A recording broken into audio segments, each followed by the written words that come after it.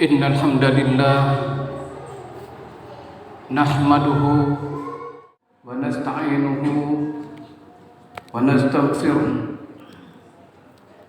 ونعوذ بالله من شرور أنفسنا وسيئات أعمالنا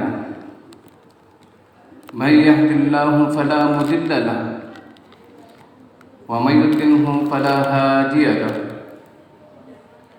أشهد أن لا إله إلا الله وحده لا شريك له وأشهد أن محمدا عبده ورسوله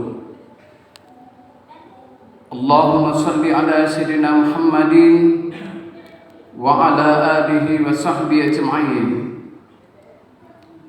يا أيها الناس اتقوا ربكم الذي خلقكم من نفس واحدة وخلق منها زوجها وبث منهما رجالا كثيرا ونساء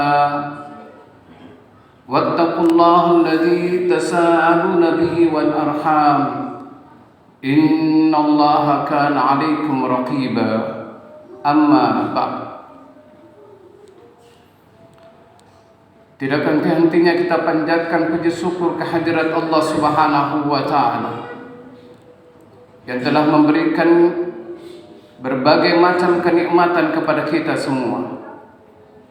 Nikmat sehat, kesempatan, bahkan nikmat yang tertinggi adalah iman dan Islam, sehingga kita bisa berada di tempat yang mulia ini untuk melaksanakan salah satu perintah Allah, yaitu salat Jumat secara berjamaah. Salam dan taslim kita kirimkan kepada Nabi Allah Rasulullah Muhammad sallallahu alaihi wasallam beserta keluarga, sahabat-sahabat beliau, dan juga umatnya yang tetap istiqomah menjalankan sunnah-sunnah beliau hingga akhir zaman nanti. Hadirin sidang Jumat yang dirahmati dan dimuliakan Allah, hal yang sangat penting untuk dilakukan oleh setiap hamba adalah dengan senantiasa meningkatkan keimanan dan ketakwaan kita kepada Allah Subhanahu wa Ta'ala, yaitu menjalankan perintah-perintah Allah dan menjauhi larangan-larangan Allah Subhanahu wa Ta'ala. Dengan iman dan takwalah kita akan dapat meraih kebahagiaan hidup di dunia dan kebahagiaan nanti hidup di akhirat. Di antara bukti ketakwaan seseorang yaitu dengan kita melaksanakan sholat 5 waktu dalam kehidupan sehari-hari. Ibadah sholat adalah ibadah yang begitu penting sekali, berbeda dengan ibadah lainnya. Jika ibadah lainnya Allah Subhanahu wa Ta'ala perintahkan melalui perantaraan malaikat Jibril alaihissalam untuk disampaikan kepada Rasulullah sallallahu alaihi wasallam. Namun perintah sholat, maka Allah Subhanahu wa Ta'ala memanggil langsung Nabi sallallahu alaihi wasallam ke Sidratul Muntaha melalui peristiwa Isra dan Mi'raj. Perintah salat disyariatkan kepada kita sebagaimana firman Allah Subhanahu wa Ta'ala, A'udzu billahi minasyaitonir rajim. Wa aqimus salata wa atuz zakata warka'u ma'ar raki'in. Dan dirikanlah salat, tunaikanlah zakat, dan rukuklah beserta orang-orang yang rukuk. Surah Al-Baqarah ayat 43. Salat 5 waktu wajib hukumnya bagi kaum muslimin, maka tidak ada alasan bagi seorang muslim untuk tidak menjalankannya. Allah Subhanahu wa Ta'ala berfirman, Inna salata kanat 'alal mu'minina kitaban mawquta. Sungguh salat itu adalah kewajiban yang ditentukan waktunya atas orang-orang beriman. Quran surah An-Nisa ayat 103. Salat juga menjadi pembeda antara orang-orang beriman dengan orang-orang kafir. Allah Subhanahu wa taala memerintahkan kepada kita untuk menjadikan salat sebagai penolong. Apabila kita menghadapi berbagai macam kesulitan, maka jadikanlah salat sebagai penolong untuk kita. Di samping itu juga salat dapat melatih kita dalam kesabaran untuk menjalani hidup di dunia ini. Terutama yaitu menjalankan ketaatan kita kepada Allah. Allah Subhanahu wa taala berfirman di dalam Al-Qur'an, "Ya ayyuhalladzina amanu ista'inu bis-sabri was-shalah. Innallaha ma'as sabirin." Wahai orang-orang yang beriman, mohonlah pertolongan kepada Allah dengan sabar dan salat. Sungguh Allah beserta dengan orang-orang yang sabar.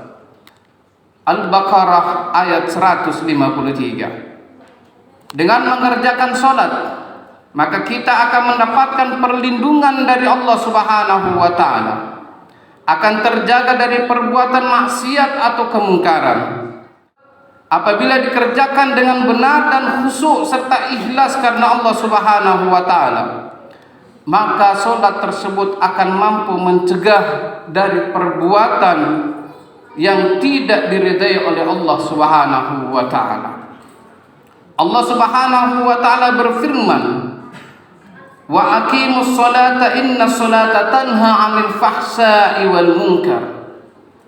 Dan dirikanlah salat, sesungguhnya salat itu dapat mencegah dari perbuatan-perbuatan keji dan mungkar. Surah Al-Ankabut ayat 45. Hadirin yang dirahmati dan dimuliakan Allah, salat adalah rahmat Allah Subhanahu wa taala yang sangat besar. Tentu salat juga merupakan sarana berdialog antara hamba dengan Rabb-Nya. Dengan melaksanakan salat 5 waktu, maka hati kita akan menjadi tenang. Jika kita sedang mendapati masalah dan cobaan, maka jadikanlah salat sebagai sarana untuk mendapatkan pertolongan Allah Subhanahu wa taala. Rasulullah sallallahu alaihi wasallam, jika sedang terjadi angin badai, maka beliau segera melakukan salat untuk memohon perlindungan kepada Allah Subhanahu wa taala.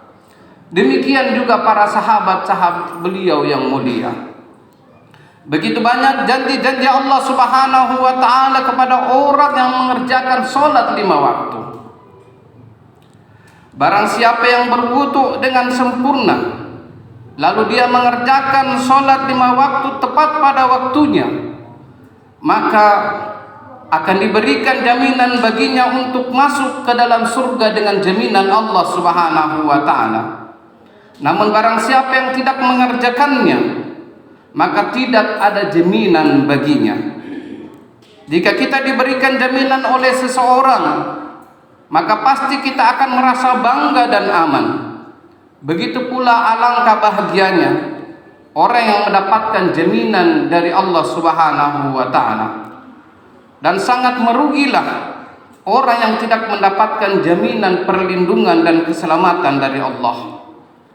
Kemudian Rasulullah sallallahu alaihi wasallam mengibaratkan salat itu bagaikan seseorang yang memiliki sungai di depan rumahnya. Lalu orang itu mandi sebanyak 5 kali dalam sehari, maka pastilah kotoran-kotoran akan bersih dan keluar dari tubuhnya. Demikianlah salat yang dikerjakan 5 kali dalam sehari, maka salat itu akan menghapus dan menggugurkan dosa-dosa yang telah dikerjakannya. Rasulullah sallallahu alaihi wasallam pun bersabda, "Tahukah kalian, seandainya ada sebuah sungai di dekat pintu salah seorang di antara kalian, lalu ia mandi dari air sungai itu setiap hari 5 kali, apakah akan tersisa kotoran walaupun sedikit?"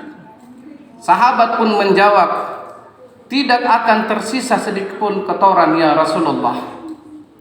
Kemudian Nabi sallallahu alaihi wasallam melanjutkan, "Maka begitulah perumpamaan salat 5 waktu. Dengannya Allah Subhanahu wa taala akan menghapuskan dosa-dosa." Hadis riwayat Bukhari Muslim. Di samping memberikan ganjaran pahala yang sangat besar bagi orang-orang yang menjaga solat 5 waktu, Allah juga melalui Rasulullah SAW mengancam kepada orang yang suka lalai dan meninggalkan solat. Bahkan Allah Subhanahu wa taala berfirman, nanti akan datang suatu kaum yang mana mereka itu suka sekali memperturutkan hawa nafsunya dan senang meninggalkan solat. Mereka itu adalah kaum yang jelek perlakuannya dan nanti mereka akan mendapatkan kesesatan. Allah Subhanahu wa taala berfirman menjelaskan penjelasan tersebut di dalam Al-Qur'an.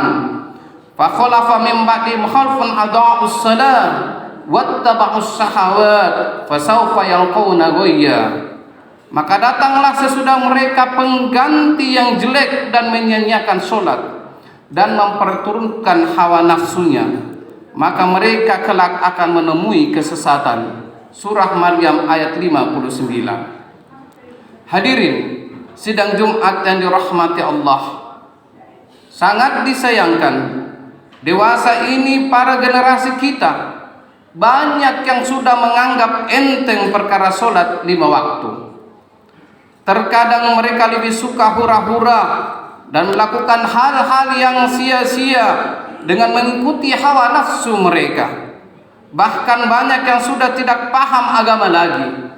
Bukankah kita ketahui dalam Al-Quran Allah Subhanahu wa taala mengancam orang-orang yang tidak mengerjakan solat dengan azab neraka sakor? Allah Subhanahu wa taala berfirman, "Ma salakakum fi sakor? Qalu lam nakum minal musallin." Apakah yang membuat engkau dimasukkan ke dalam neraka sakor? Mereka menjawab, kami dahulu tidak termasuk orang-orang yang mengerjakan solat.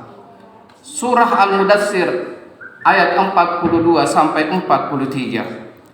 Allah Subhanahu wa taala menceritakan dialog yang terjadi kepada ahli neraka, penyebab sampai mereka dimasukkan ke dalam neraka. Maka jawabannya adalah karena mereka saat hidup di dunia suka meninggalkan solat 5 waktu. Na'udzubillahi min zalik.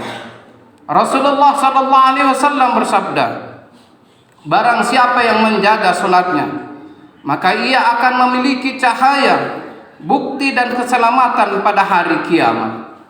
Sedangkan siapa saja yang tidak menjaga solatnya, maka ia tidak akan memiliki cahaya, bukti dan keselamatan pada hari kiamat. Pada hari kiamat nanti dia akan dikumpulkan bersama Fir'aun, Qarun, Haman dan Ubay bin Khalaf. Hadis riwayat Ahmad. Rasulullah sallallahu alaihi wasallam menjelaskan bahwa salat akan menjadi saksi bagi pelakunya nanti di hari akhir. Salat juga akan memberikan cahaya keselamatan bagi para pelakunya nanti di akhirat.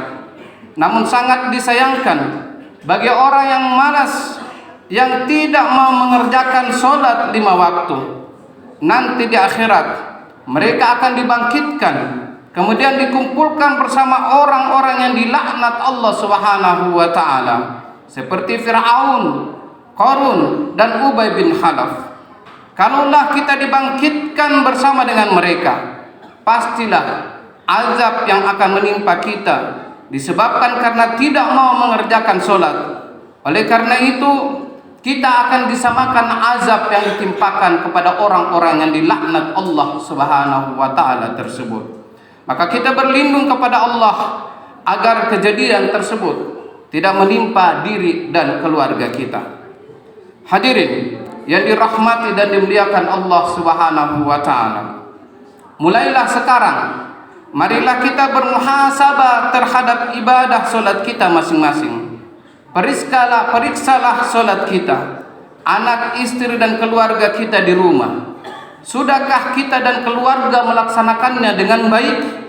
Atau mungkin masih ada dalam keluarga kita yang melalaikan solatnya? Ibadah solat adalah yang pertama kali akan dihisap nanti di akhirat. Jika baik solatnya, maka baik baginya Namun jika jelek salatnya, maka ibadah yang lainnya pun akan ikut menjadi buruk. Jangan sampai kita baru menyesal ketika sudah berada nanti di akhirat, karena saat itu bukanlah tempat untuk beribadah, tetapi saat itu adalah di mana amal perbuatan kita diberikan balasan oleh Allah Subhanahu wa taala.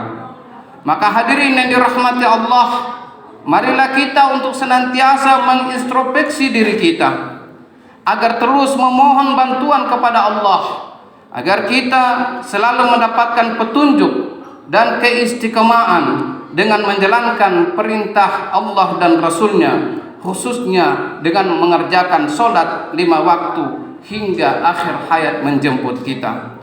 Mudah-mudahan Allah Subhanahu wa taala tetap memberikan taufik kepada kita, hidayah kepada kita untuk bisa menjaga sholat 5 waktu, agar kita meninggal dunia nanti dalam keadaan husnul khatimah. Barakallahu li wa lakum fil Qur'anil azim, wa nafa'ani wa iyyakum bima fihi minal ayat wa dzikril hakim. Wa taqabbalallahu minni wa minkum tilawatahu innahu huwal ghafurur rahim.